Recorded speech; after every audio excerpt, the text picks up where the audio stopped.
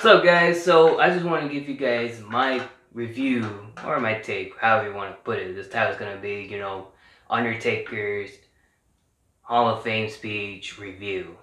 This is my review. But you could call it take, however you want it. But however though, I did reacted to the Undertaker's Hall of Fame speech, but fortunately I got copyright claim. So unfortunately, the only way I can tell you guys is my review. So here it goes. And if I watched the review and look, as you can see, I am a huge Undertaker fan. I mean, I'm not gonna lie to you. At first, when I first saw him walking, I know you could tell on his face that he was really, really emotional. You know what I mean? Like, it was an emotional time. Not only for him, but for Vince McMahon, when Vince McMahon was inducting him, you can tell that he was somewhat, emotional, like he was proud. He was honored to induct The Undertaker to the Hall of Fame. Now, I was listening to his, his speech and whatever, and one thing that popped up in my head was that he never quit his passion. He always continued to stay vision with his passion. And I always talk about that every once in a while on my channel, where I talk about my passion and my blitz on being a YouTuber and my future, how I want it to be. But I don't think I haven't quite talked about it as much yet, because I'm still not 100% sure where I want to take it exactly. But anyway, so he talks about his belief, and he talks about, he wanted to stick with his passion and his loyalty and respect and all that above. And, it was very motivational too as well, because that tells you right there that, listen, people are gonna have their opinions on what you do, or or who are you as a person, whatever. But as long as you stick to your belief, and as long as you stick to your blitz, your vision, your passion, nobody can stop you. Nobody. You could be you want to be a YouTuber, you want to be, a cop, you want to be a doctor, you want to be a wrestler, anything, actor, actress, whatever it is. You stick to that vision. You stick to that dream that you want to achieve, and you always dream big. So, I see that he already had gone through his dreams, and he found it.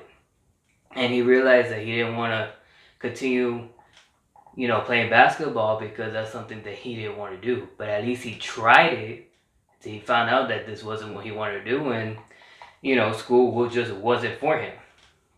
And I always believe, listen, school, college, it's stressful, man. It's not really for everybody. It really isn't.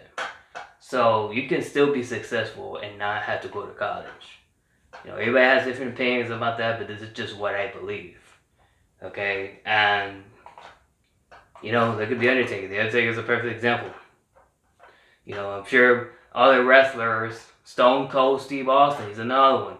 He had passion for pro wrestling. He didn't get a college degree. But he somehow made it successful after the WWE, correct? So, everybody has the passion. The key thing in life is the passion. If you don't have passion for anything, then your life is miserable. That's the gospel truth. So, anyway, so it was all overwhelming, because, as a fan, you were waiting for The Undertaker to have his moment into the Hall of Fame. You were waiting for him to get his shine in the Hall of Fame.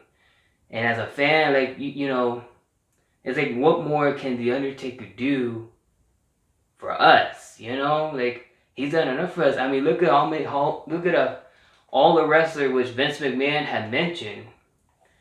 All the wrestlers that he faced: Stone Cold Steve Austin, The Rock, Triple H, Shawn Michaels, Hulk Hogan, Jimmy Snuka, King Kong Bundy, Diesel, Mankind, or Mick Foley, wherever you want to call him. You know, damn, Mark Henry, Batista, John Cena, Randy Orton. I mean, this goes on and on and on. Batista, if I have not mentioned it, I don't know if I mentioned it or not, I don't know. I might have. But shit, the Great Khali, you know, Yokozuna, which I love the match between him and Yokozuna.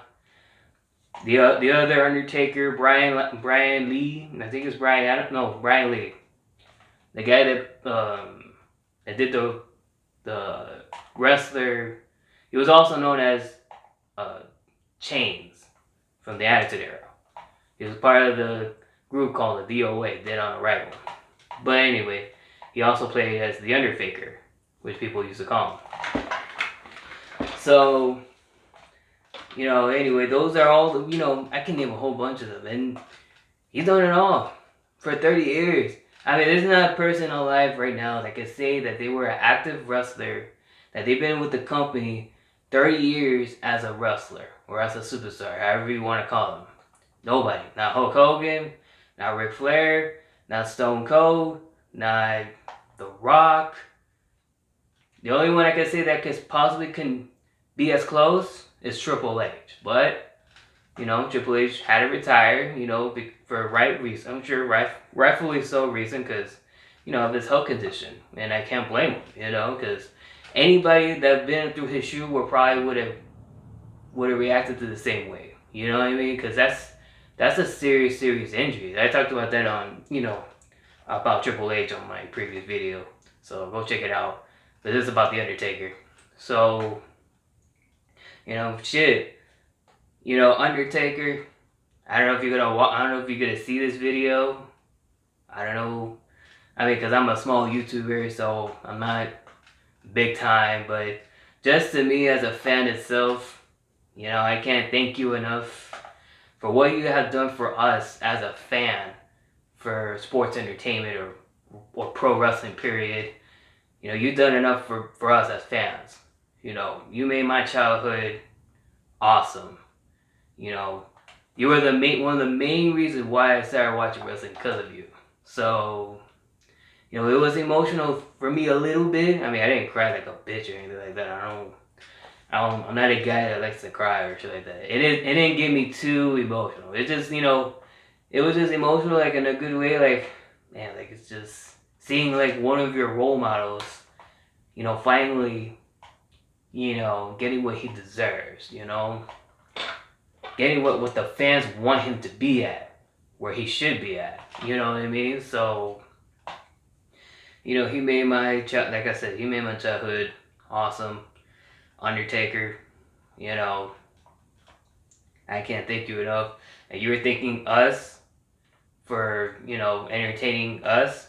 Well, we should also thank you for you entertaining us, you know, because you entertained the hell out of us. I mean, I can remember times where, you know, I'd be screaming on the TV, going for the Undertaker. I'm like, come on, Undertaker, let's go, Undertaker, kick his ass, Undertaker, put the tombstone on him, bury him alive. You know, I mean, I was a die-hearted Undertaker fan.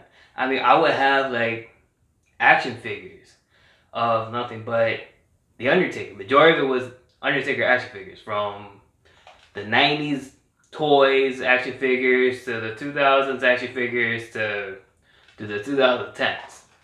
You know, eventually I kind of stopped playing action figures probably around like 14, 13 years old, but don't judge me, it is what it is. So, you know, and I always say that when he retired from wrestling, I retired with him as a fan. You know what I mean? Because besides him, the only other people I would consider watching again is Stone Cold Steve Austin, which I'm going to watch, and The Rock. You know, other than that, those are the other three guys I would really watch for. The only time that I would consider maybe watching, if it's a good, interesting match that I've been wanting to see for a long time. Like The Rock and Triple H and stuff like that. Or Rock versus Brock Lesnar. You know what I mean? So, you know, it's amazing. It's amazing. People are gonna remember the Undertaker forever, in my view. They're gonna be talking about the Undertaker for a long, long time. If you guys saw those coats that he had on the rig, I thought that shit was really cool. My favorite part of it is this type of attire. You know, the purple gloves and all that. You know, well, any other gloves that he had. As like I said, you know, my favorite era is the '90s era Undertaker. You know, so you know, yeah, that's another thing. I don't got much to say about that, man. It's just wow, man. Like I have so many thoughts in my mind. Like I have so many things like in my head thinking of this moment. You know, because like I had a feeling like this was gonna be emotional, but like it's gonna be like a proud moment. You know, not only for him, more important for him, but also for us as Undertaker fans. You know what I mean? And wrestling fans in general. You know, this is I hope. I mean, listen, they say never say never. In my opinion, he don't need to wrestle anymore. He done enough. Maybe he could do different other roles in the company. I don't know, but as far as in wrestling, he don't need to wrestle for me anyway. You know, he's done enough for me. He's done enough. But anyway, what is your favorite Undertaker moment? Let me know in the comments below. And if you enjoyed this video, you can go ahead and hit the like button, subscribe, and share. And you all can rest in peace.